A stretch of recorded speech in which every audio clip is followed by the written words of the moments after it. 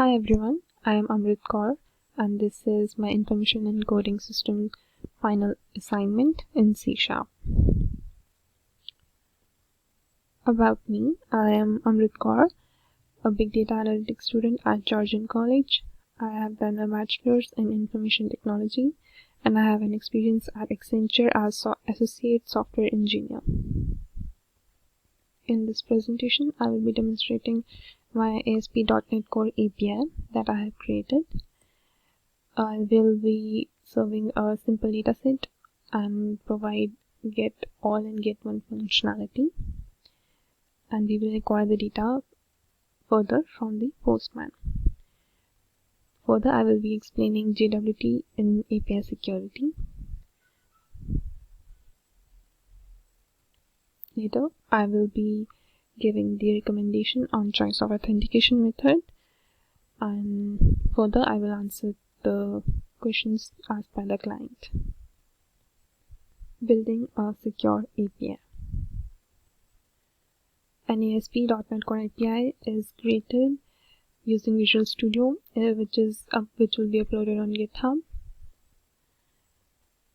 It has the following steps: identity authorization, email verification, and authentication. So this is my API, and when I run my program, I will be directed to the home page.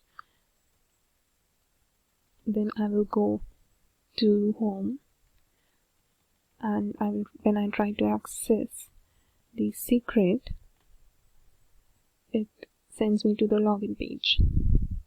We have to authenticate ourselves before we can access the secret page. So we will be going to the register page.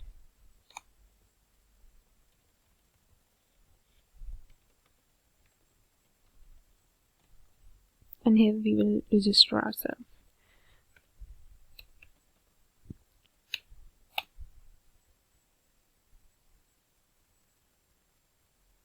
An email has been sent to our inbox and we will verify it.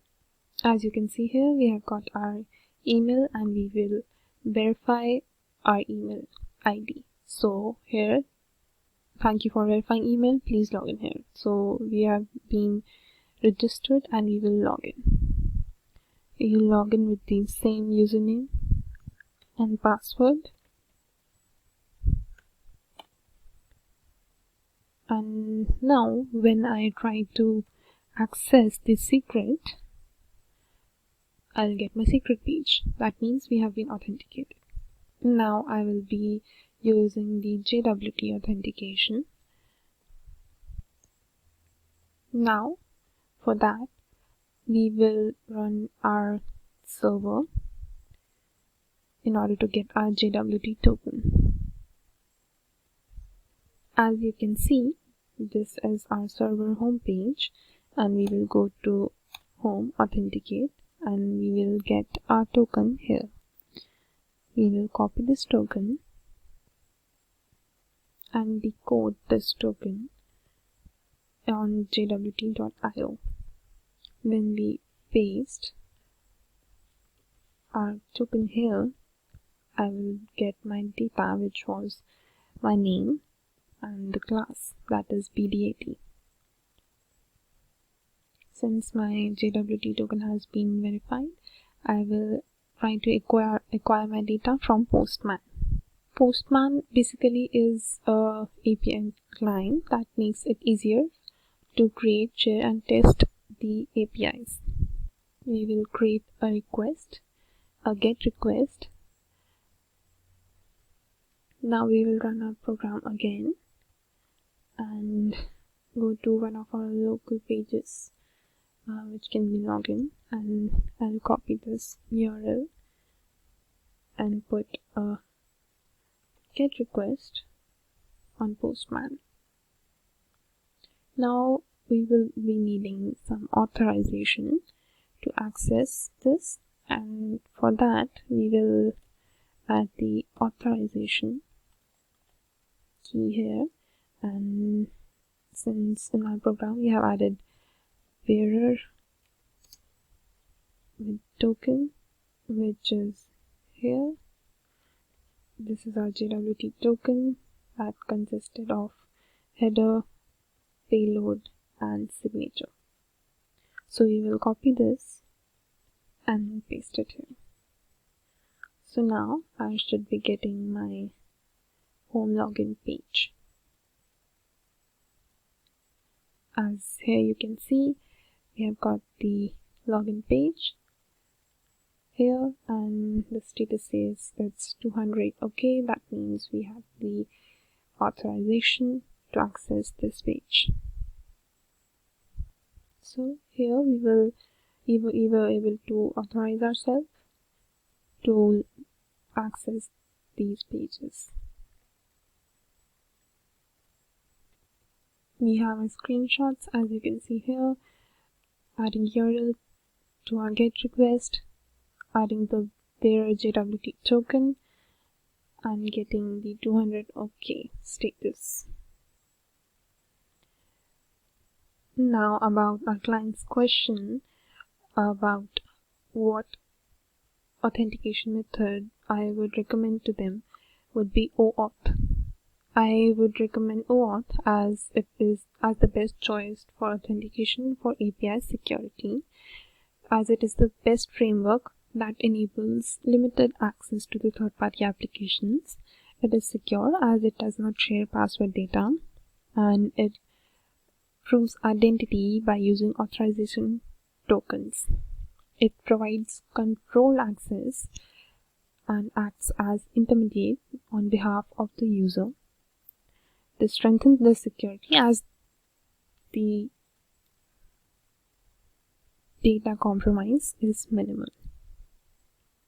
Now coming to how JWT is used in API security, as you can see here, the user or the client app sends a sign-in request, and then once the request is verified, the client is verified, the API will create a JSON web token with the structure, header, payload, and signature. Then the API will return that token back to the client application for the user to access, and the token will be returned to the client application. The client can further request the protected resource from the server and authenticate itself by providing the access token.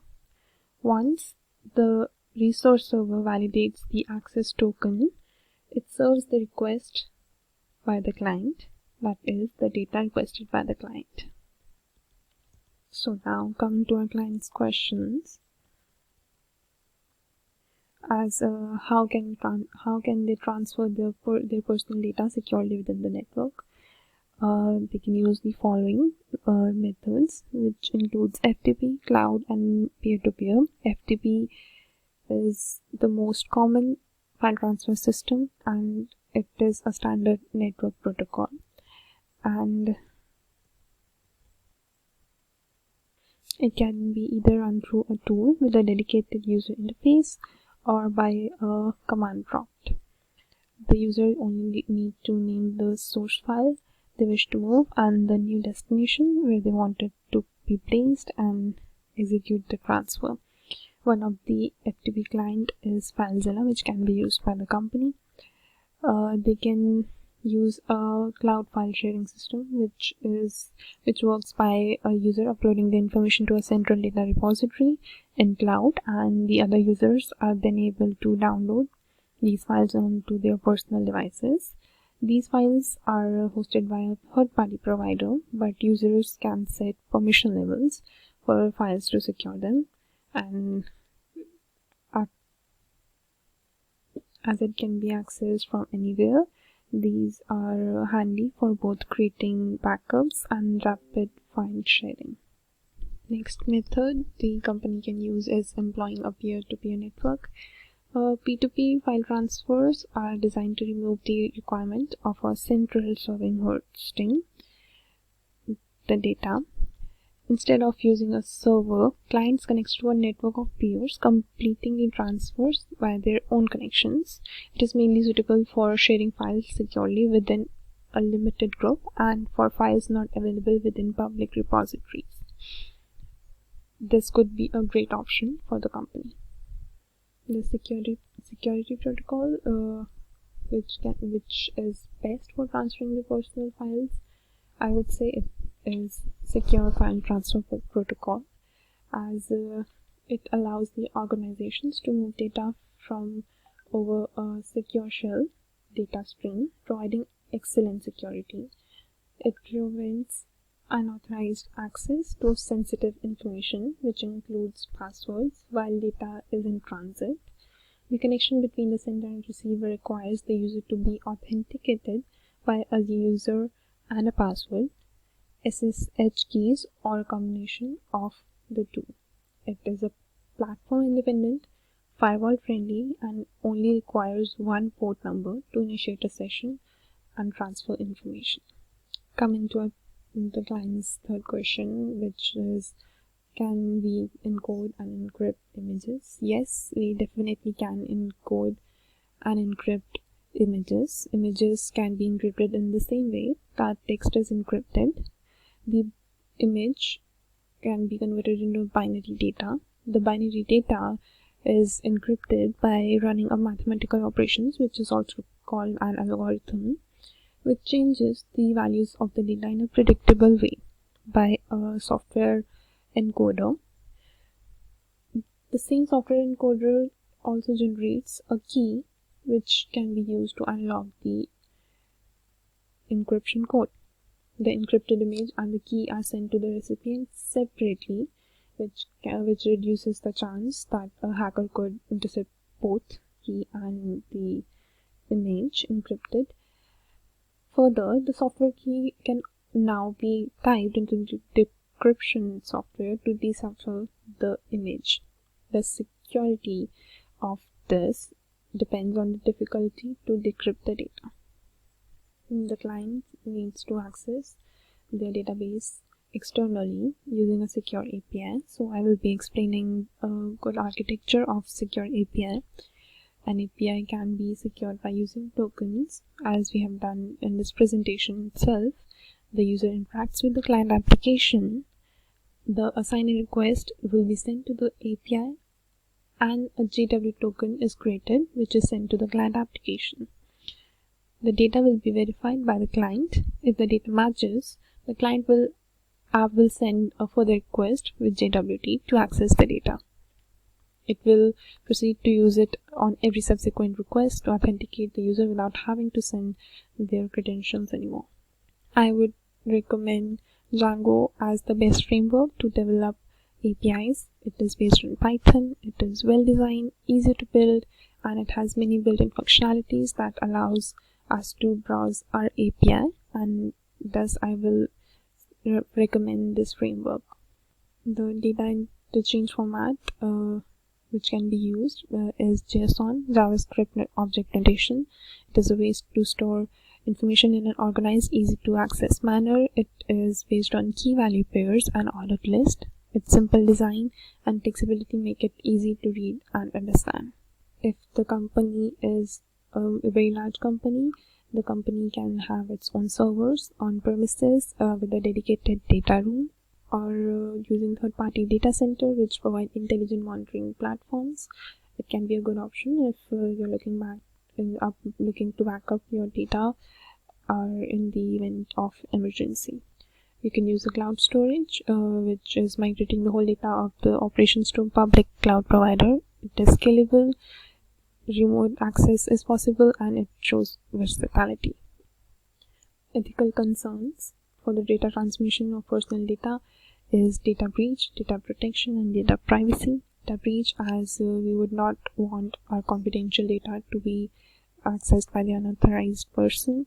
Data protection, as to not perform functions unless the data is accurate. Data privacy, which is ensuring to do the right thing with the data and considering the human impact from all sides. So this was my presentation. Thank you so much.